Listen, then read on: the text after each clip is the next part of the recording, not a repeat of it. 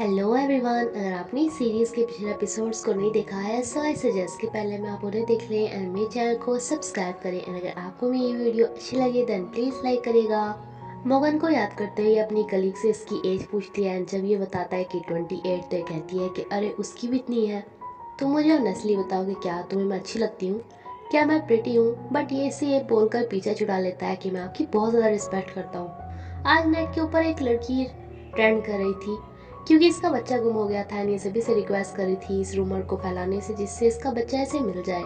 And ये सब सोच रहे थे कि इनका ये इंटरनेट सबकी कितनी हेल्प करता है। ये इस बारे में ये बात कर ही रही थी कि मोगन इसके लेग पे पेन चलाने लगता है जहाँ जहाँ से इसकी सॉक्स थोड़ी सी फट रही थी। एंड ये बोलता है कि देखना जब भी तुम इसे उतारोगी ना तो तुम्हें मेरी याद आएगी। ये एक रेस्टोरेंट में जाती है जहाँ पे इसे स्कारलेट मिलती है। ये स्कारलेट से पूछती है कि इसका कागियों के क्या साथ क्या रिश्ता है तो स्कारलेट बोल देती है कि तुम और मैं इतने क्लोज नहीं है कि मैं तुम्हें ये बात बताऊं। ये अपने पुराने टाइम को याद कर ही रही थी तभी इसे याद आता है कि जो लड़का इससे 1-2 दिन पहले इतना चिपक रहा था वो तो इसका कभी बॉयफ्रेंड रह चुका है जब ये कॉलेज में थी। स्कारलेट इससे बड़ी एक्साइटेड होकर पूछती है कि क्या वो तुम्हारा एक्स रह चुका है तो ये बताती है कि हम दोनों इतनी क्लोज नहीं है कि मैं तुम्हें अपनी सारी बात बताऊं। मोगन गांगेयों के पास आता है, अपना फ़ोन वगैरह यहाँ पे रख के इसे कहते हैं कि देखो मैं कोई रिकॉर्डिंग वगैरह नहीं कर रहा, लेकिन क्या सच में तुमने मुझे सिर्फ इसलिए जॉब से निकाल दिया क्योंकि मैं बेतामी को जानता हूँ? लेकिन मुझे पता है कि तुम्हारी कंपनी को मुझ जैसे की ही ज़रूरत है एंड जैसे तुमने बिना किसी रीज़न के मुझे निकाल दिया ऐसे ही बिना किसी रीज़न के मुझे वापस रख लो। इसका ये एटीट्यूड गांगेयों को काफ़ी पसंद आता है। बेतामी की मुलाकात अपने इस एक्स से दोबारा से हो जाती है जैसे कहती है कि तुम कहता है कि तुमने मुझे पहचान लिया ना। बेतामी से कहती है कि उस टाइम मैं 22 की थी एंड 1-2 बार मैंने तुम्हें डेट क्या कर लिया। इसका मतलब ये नहीं है कि तुम मेरे बॉयफ्रेंड थे, मैं तो बस तुम्हारा पागल बना रही थी। तभी इसे पता चलता है कि ये इनकी कंपनी के गेमिंग डिपार्टमेंट का हेड है, यानी कि ये मोगन को जॉब दे सकता है यहाँ पे। ये इसे डिनर के लिए पूछता है एंड ये अब एकदम से मान जाती है क्योंकि इसे अपने काम निकलवाना था जो कि अब यहाँ से बहुत ज़्यादा चिपकू हो रहा था। किसी तरह इसका ये चिपकूपना सहन करके ये से मॉर्गन की जॉब के बारे में बात कर पाती है। 가 아닌 걸 감사하게 생각해라. 대가리에 구멍 날 뻔한 걸 국가가 널 살린 거니까. तभी मोगन इसे मिलने के लिए बुलाता है जो कि देख रहा था कि यहाँ पे ये बंदा किसी और लड़की के साथ था जो कि इससे एज में काफी कम थी। बेताबी भी इसे देख लेती है एंड कहती है कि अभी तो ये मेरे पीछे था और इसकी कोई गर्लफ्रेंड भी है। मोगन भी इसे सुन लेता है एंड कहता है कि वो अभी तुम्हारे साथ ही था क्या, यानी कि तुम्हें याद आ गया है। अब बताओ मुझे भी कौन था ये। बेताबी इसे बताती है कि जब ये 22 की थी तो 1-2 बार इसने उसकी तरफ को स्माइल पास कर ली थी बस, और इससे ज्यादा कुछ नहीं। एंड मोगन कहते हैं कि अच्छा यानी कि जब मैं 12 का था, यानी कि जिस उम्र में तुम क्लब्स एंड बार में होती थी उस टाइम पे मैं एलिमेंट्री स्कूल में था। जब तुम प्यार में थी तो मैं किताबें पढ़ता था। खैर दूसरी तरफ स्कारलेट अपना फेवरेट ड्रामा देख रही होती है जिसमें यही कमीना एक्टर इसने अपनी वाइफ को तो मार ही दिया था पिछले एपिसोड में, तो अब ये अपने बेटी के भी कम उम्र की लड़की को वाइफ बना के ले आया था जिसपे से बहुत ज़्यादा गुस्सा आ रहा था कि या तो ये अपनी रियल लाइफ में भी इतना ही ज़्यादा बुरा है या फिर ये एक्टिंग इतनी अच्छी करता है कि रियल लगता है। स्कारलेट किसी के साथ चैटिंग कर रही थी एंड देन ये इससे मिलने के लिए चली जाती है जिसपे कि बेतामी भी इसका पीछा करती है। ये सोच के देख रही है किसके साथ मिलेगी। अब ये इस बंदे से पूछने गई थी कि तुम्हारा बेतामी के साथ क्या कनेक्शन है, क्या तुम उसके एक्स थे? नहीं बताता है कि नहीं नहीं एंड ये इसके ऊपर भी लाइन मारनी स्टार्ट कर देता है। इन दोनों को सोच के बेतामी को लगता है कि ये लड़का स्कारलेट को भी डेट कर रहा है जिसपे से काफ़ी ज़्यादा गुस्सा आता है। तभी इसे पाक मोगन गेम खेलने के लिए बुला लेता है। ये वही पुराने वाला गेम खेलना चाहती थी बट ये कहता है कि नहीं नहीं उसमें तो हमेशा मैं ही जीतूंगा, कोई नया गेम तुम्हारी मर्जी का। अब ये दोनों ही गेम खेलना स्टार्ट करते हैं जिसमें पहले पहले तो बेतामी ही जीतती है जिसे लगता है कि बस यही जीतेगी, लेकिन लास्ट टाइम पे आके मोर्गन इसकी बोलती बंद कर देता है एंड इसे काफ़ी ज़्यादा बुरा लगता है। ये कहती है कि जब तुम इतने अच्छे खेलना आता था तो पहले एक्टिंग क्यों कर रहे थे बेकार खेलने की। अब जो इसने पहले 2 डॉट बनाई थी इनका एक हार्ट बना देता है। एली की किसी पोस्ट को उसके एक्स बॉयफ्रेंड ने लाइक कर रखा था जिसपे से काफ़ी गुस्सा आ रहा था कि काश मैं उसका अकाउंट हैक कर लूँ एंड वो मेरे अकाउंट को देख भी ना पाए। एलेक्स बताता है कि हाँ हमारी टीम में हैकर टीम जीना है ना। जब वो कॉलेज टाइम में थी तो उसने सारे सिग्नल हैक कर लिए थे सिर्फ इसलिए कि वो उस लड़के के साथ कुछ कदम से चल सके जिसे वो लाइक करती है। एंड इस चक्कर में पुलिस को पता चलने पे इसे 18 घंटे की जेल भी हुई थी, यानी कि इनकी टीम में क्रिमिनल रिकॉर्ड वाले 2 बंदे हो गए हैं। एक्टर हानमिन क्यू की वीडियो वायरल हो गई थी जिसपे था कि वो एक होस्ट बार में काम करता है। स्कारलेट इस वीडियो को अपने साइट पे डालने से मना करती है कि उसमें इसकी इंसल्ट होगी, लेकिन बेतामी का कहना था कि हमें हर चीज़ अपने यूजर्स को दिखानी चाहिए, वरना हम में यूनिकॉर्न में क्या फ़र्क रह जाएगा। हम अगर इसे अपलोड नहीं करेंगे तो यूनिकॉर्न तो ज़रूर कर देगा एंड फिर हमारी साइट पीछे रह जाएगी, इसलिए ये कर देते हैं।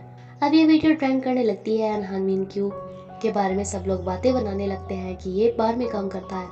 बेतामी के कहने पर ये बंदा मॉर्गन को बुला लेता है इसके लिए कॉन्ट्रैक्ट साइन करने के लिए, लेकिन मॉर्गन समझ जाता है कि ये अपनी मर्जी से तो इसे नहीं बुला रहा। पक्का बेतामी ने इसे रिक्वेस्ट की होगी, इसलिए इसके साथ प्रोजेक्ट करने से मना कर देता है। जबकि गागियों इसे अपनी जॉब दोबारा से वापस दे देती हैं एंड आके बेतामी को बताती है कि मॉर्गन ने तुम्हें ये बात नहीं बताई, मुझे लगा तुम दोनों इतने तो क्लोज होंगे ही। अभी आके मॉर्गन से पूछती है कि तुमने फिर से उसी कंपनी को ज्वाइन कर लिया और मुझे बताया तक नहीं। एंड उल्टा मॉर्गन से कहता है कि तुम्हें उससे मेरे रिक्वेस्ट करने की क्या जरूरत थी। मुझे ये बात बिल्कुल भी पसंद नहीं आई कि वो बंदा मेरी हेल्प करे जो कि उस लड़की को डेट कर चुका है जिसे मैं लाइक करता हूँ। हानमिन क्यू गागियों के पास आकर रिक्वेस्ट करता है कि प्लीज़ मेरा नेम अपनी ट्रेंडिंग लिस्ट में से डिलीट करवा दो। मैं बहुत ज़्यादा डरा हुआ हूँ, सब लोग मेरे बारे में बहुत बुरी बातें बना रहे हैं। तुम्हारे लिए तो मैंने बेतामी की कंपनी से भी कॉन्ट्रैक्ट तोड़ लिया था, लेकिन गागियों ऐसा करने से मना कर देती है। एंड अगले ही पल सभी को पता चलता है कि हानमिन क्यू ने सुसाइड कर ली, जिसपे बेतामी को बहुत ज़्यादा गिल्टी फील होता है कि इसने ही इसकी वीडियो डलवाई थी जिसकी वजह से कुछ हो गया। गागियों हानमिन क्यू से मिलने के लिए आती है जो कि इसका फ्रेंड भी था। इसने सुसाइड तो कर ली थी बट ये मरा नहीं था। नेट पे जो मॉम ट्रेंड कर रही थी जिसका बच्चा गुम हो गया था, उसे आज उसका बच्चा मिल गया था, जिसपे इसे काफ़ी खुशी मिलती है एंड इस बात पे भी कि हानमिन क्यू मरा नहीं है, वो ठीक है। लेकिन अगले ही पल इसके पास इतनी सारी फ़ोन कॉल्स एंड मैसेजेस आने स्टार्ट हो जाती है एंड ये देखती है कि ट्रेंडिंग पे इसका नाम है। सभी लोग इसे ही घूर रहे हैं क्योंकि हानमिन क्यू के नाम के साथ ये बात फैल रही थी कि उसे वेब पोर्टल की डायरेक्टर स्पॉन्सर कर रही थी, जिसने कि उसके इस कांड के पता लगने के बाद उसे निकाल दिया। एंड जैसे कि सभी लोगों को सिर्फ एक ही वेब पोर्टल की डायरेक्टर के बारे में पता था जिसे कि इन्होंने टीवी में देख रखा था, बेतामी, तो सभी को लगता है कि वो बेतामी ही होगी जिसने कि उसे निकाल दिया और उस बेचारे ने सुसाइड करने की कोशिश की। ये काफ़ी ज़्यादा घबरा जाती है, तभी मॉर्गन इसे आके यहाँ से लेके चला जाता है। बेतामी से कहते हैं कि देखा मैंने उसकी वीडियो को वायरल करवाया था ना, मेरे ऊपर ये सब कुछ आ गया है। लेकिन मॉर्गन कहता है कि नहीं, तुमने सिर्फ सच्चाई सबको बताई एंड ये सब गलती उन लोगों की है जो कि पहले तो हानमिन क्यू को इतना ज़्यादा ब्लेम कर रहे थे एंड अब तुम्हें कर रहे हैं।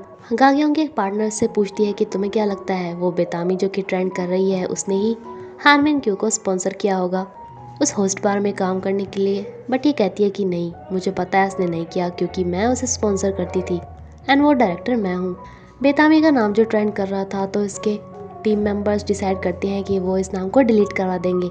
लेकिन बेतामी कहती है कि जब हमने कल को हानमिन क्यू का नाम डिलीट नहीं किया था तो आज मेरा नाम भी कैसे कर सकते हो। भले ही मैंने सब कुछ ना किया हो लेकिन हमें इसको डिलीट करने का कोई हक नहीं बनता। इसके बॉस इसे आज घर पे आराम करने के लिए कहते हैं, लेकिन इसके घर पे बहुत सारे ऑफेंडर्स खड़े थे।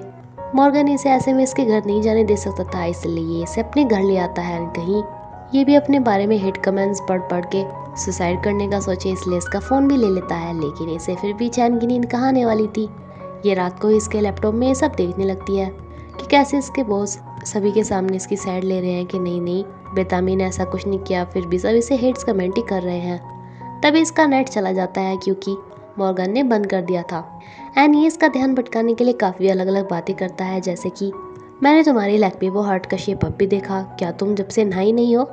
एंड जब ये इसके करीब आती है तो ये कहता है कि तुम अपने स्ट्रेस को भुलाने के लिए आज के लिए मेरा यूज़ कर सकती हो, मैं तुम्हें मना नहीं करूँगा। लेकिन बेतामी कहती है कि नहीं, तुम्हारे अंदर जो मेरे लिए फीलिंग्स हैं मैं उसका ऐसे मिसयूज़ नहीं कर सकती, उनका फ़ायदा नहीं उठा सकती। तुम भी सो जाओ और मैं भी जाके सो रही हूँ। बेतामी के बॉस के सभी अदर कलीग्स बोल रहे थे कि हम उसकी इतनी ज़्यादा साइड क्यों ले रहे हैं, उसे कब तक मीडिया से ऐसे बचाएंगे। लेकिन ये सभी को बोल देता है कि मैं तो अपने एम्प्लॉय को बचा के ही रहूँगा। तब इनके ग्रुप में ये जो हैकर जीना है ये इन्हें बताती है कि बेतामी का नाम किसी ने जानबूझकर ट्रेंड करवाया है।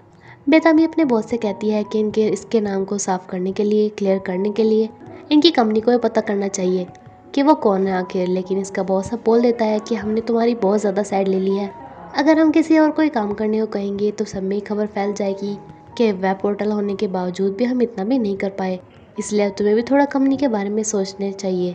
ये सब बातें जेना भी सुन रही थी एंड स्कारलेट को भी बेतामी के लिए काफ़ी ज़्यादा बुरा लगता है। यहाँ से बाहर निकलते इसकी काफ़ी ज़्यादा इंसल्ट की जाती है, जिसपे सब बोल रहे थे कि तुमने उसे स्पॉन्सर करके उसे फिर जॉब से निकाल दिया। तुम जैसों की वजह से ही उस बेचारे उसने सुसाइड करने की कोशिश की। लेकिन बेतामी भी इसके ऊपर ये फेंक के मारती है एंड कहती है कि मेरे जैसों से नहीं, तुम जैसों की वजह से उसने सुसाइड की। जो कुछ भी आज ये तुम मेरे साथ भी दोबारा कर रहे हो, इसीलिए ये अगले बंदे सुसाइड करते हैं। ये आज फिर से इस बिना नेटवर्क वाली जगह पे पहुंच जाती है, जो कि काफ़ी ज़्यादा अकेला फील कर रही थी। एंड आज इसके पास इस जगह पे भी मॉर्गन का फ़ोन आ जाता है, जिसपे काफ़ी ज़्यादा सरप्राइज़ होती है एंड काफ़ी खुश भी। एंड ये इसके फ़ोन उठा के सिर्फ रोना स्टार्ट कर देती है। तभी मॉर्गन इसे लेने के लिए आ जाता है एंड इसका मूड दोबारा सही करने की कोशिश करता है। इससे पूछता है कि तुम रोई क्यों थी, तो ये बताती है कि मैं बहुत ज़्यादा लोनली फील कर रही थी। ये इसके लिए कुछ मेकअप का सामान ला कहता है कि लो इसे यूज़ कर लो। ये कहते हैं कि क्यों, मैं इतनी ज़्यादा अगली लग रही हूँ क्या? तो ये बताता है कि हाँ, इतनी ज़्यादा अगली कि वो जो तुम्हारा एक्स है ना, तो वो भी तुम्हें छोड़ के चला जाए। एंड ये कहती है इसके साथ नाम भी मत लो, वो अपनी गर्लफ्रेंड को चीट कर रहा है। एंड पता है उस जगह पे किसी के अभी नेटवर्क नहीं आता, बट पता नहीं कैसे मेरे फ़ोन में तुम्हारा फ़ोन आ गया था। ये ठरकी अपनी गर्लफ्रेंड के साथ बैठा था, लेकिन अपने बॉस को बताता है कि मैं किसी क्लाइंट के साथ हूँ। एंड ये इसे यहीं पे छोड़ के चला जाता है, जिसे कि मॉर्गन भी देख रहा था। ये लड़की मॉर्गन को लाइन देना स्टार्ट कर देती है, जिसपे मॉर्गन सोचता है कि फालतू में ये बेतामी इस लड़की की चिंता कर रही थी, ये तो खुद भी ऐसी ही है। तभी पीछे से इसका बॉयफ्रेंड आके कहता है मॉर्गन को कि अरे तुम मेरी गर्लफ्रेंड के साथ क्या कर रहे हो, इस पे लाइन मार रहे हो। मॉर्गन इसे कहते हैं कि नहीं, मैं तो तुमसे बात करने के लिए आया था कि जब तुम्हारी गर्लफ्रेंड आए तो तुम मेरी गर्लफ्रेंड का पीछा क्यों करते हो, उसे क्यों छेड़ते हो। बस इसी बात पे इसकी गर्लफ्रेंड इससे चिढ़ के यहाँ से भाग जाती है, जिसे काफ़ी मनाने की कोशिश करता है, लेकिन ये नहीं मानती। गाग्योंग की सासू माँ इसके पेरेंट्स की काफ़ी ज़्यादा इंसल्ट करती है हमेशा ही, क्योंकि जब इसके पेरेंट्स बैंकक्रप्ट हो गए थे तब इसने उनकी हेल्प की थी। एंड अपनी मॉम के बाद इसके हस्बैंड को भी काफ़ी ज़्यादा बुरी लगती है। बेतामी को उसके बॉस ने तो परमिशन नहीं दी थी कि उनकी कंपनी पता लगा सके, लेकिन हैकर जीना इसे आके बता देती है कि किसने इसे ट्रेंड करवाया, किस हैकर ने ये सारा काम किया। ये अपने बॉस को जाके बताती है कि अब ये पता करने जा रही है, जो कि इस लड़के के पास पहुंचते ही ये लड़का तो यहाँ से फुल स्पीड में भाग लेता है एंड इसके पीछे पीछे बेतामी भी। लेकिन जब बेतामी भाग भाग के थक जाती है तो एकदम से देखती है कि स्कारलेट इससे भी तेज स्पीड से इसके पीछे भाग रही है। एंड जिस जगह से बेतामी से भी नहीं कूदा जाता, ये तो वहाँ से भी कूद जाती है। फाइनली ये तो इसे पकड़ के ही रहती है एंड इन्हें पता चलता है, बल्कि सिर्फ बेतामी को पता चलता है कि किसका ये काम है, किसने इस बंदे से यह सब कुछ कराया। अब ये पहुंचती है गाग्योंग के हस्बैंड के पास एंड इससे पूछती है कि गाग्योंग ने मेरे साथ ऐसा क्यों किया। एंड ये इसे बताता है कि गाग्योंग ने नहीं, मैंने। बेतामी को समझ में आ जाता है कि इसका मतलब हानमिन क्यू को स्पॉन्सर इसकी वाइफ गाग्योंग ने कराया था। एंड अपनी वाइफ को सिर्फ बचाने के लिए इसने बेतामी को इस सब में बदनाम करवा दिया, उसे ट्रेंड पे लाके। ये इससे माफ़ी मंगवाना चाहती थी, लेकिन ये इसके सामने बहुत सारे पैसे रख देता है कि माफ़ी से वो नहीं होगा जो इन पैसे से हो सकता है। ये भी बोल के कि हाँ सही कह रहे हो, तुम्हारी माफ़ी तो झूठी होगी, लेकिन कम से कम ये पैसे हमेशा सच बोलते हैं। इन पैसों को लेकर यहाँ से जाने लगती है एंड साथ में गाग्यों को बताती है कि देखा, तुम्हारे हस्बैंड ने मुझे ट्रेंड करवाया था। गाग्यों भी अपने हस्बैंड से बेतामी से माफ़ी मंगवाने को बोलती है, लेकिन बेतामी मना करके यहाँ आ जाती है एंड स्कारलेट को यहाँ पे बुलाती है एंड इसे कहती है कि ये कार उसी बंदे की है जिसने मेरे साथ ही सब कुछ किया, इसलिए हमें ये तोड़नी है। एंड बस ये दोनों अपना बदला लेना स्टार्ट कर देते हैं। स्कारलेट भी इसका पूरा साथ देती है एंड इसके साथ ही एपिसोड भी खत्म होता है फ्रेंड्स। Thank you.